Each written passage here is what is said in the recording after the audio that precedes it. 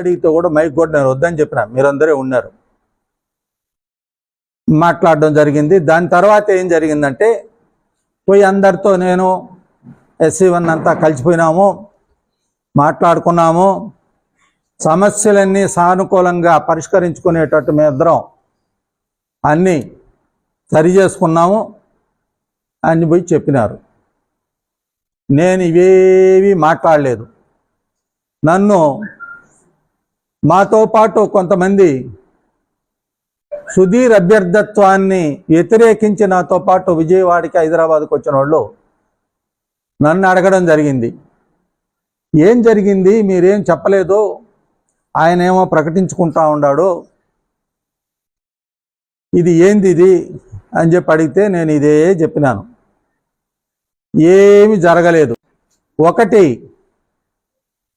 మేము ఎటువంటి ఒడంబడికతోనో ఒప్పుకోవడమో జరగలేదు.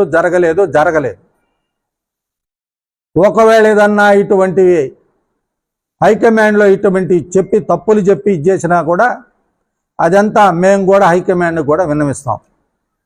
రెండో, బాబు నాయుడు గారికి, అయ్యా నీకు నమస్కారం చేస్తున్నాం, నీకు గుర్తు చేస్తున్నాం, మరి ఇవన్నీ కూడా ఆలోచించుకొని ఒకసారి పునఃపరిశీలన చేసి ఇంకా అవసరమైతే మేమే ఆ ఫీజులు పెట్టుకుంటాం, ఒకసారి ఆ సర్వే టీంను మళ్ళా కూడా సర్వే చేపిస్తే ఆ డబ్బులు కూడా మేమే ఇస్తాం, సర్వే చేయించి పునఃపరిశీలించాల్సిందిగా అభ్యర్థిత్వాన్ని.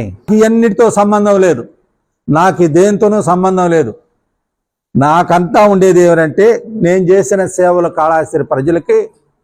ఒక్క టర్మ్ ఎమ్మెల్యే కానీ అన్ని చేసినాను, ఇంకపోతే గోపాలన్నతోనో వివిధ పార్టీలతోనో నేను ఎన్నో సేవలు చేసినాను. కాబట్టి ఇప్పుడు వయసు రీత్యా నాకు ఒక్క ఛాన్స్ ఇవ్వమని.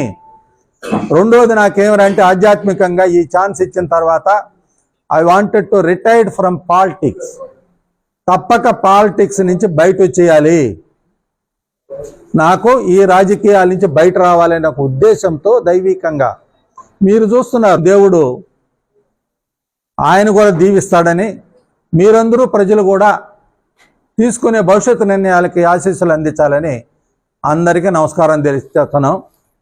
జై హింద్.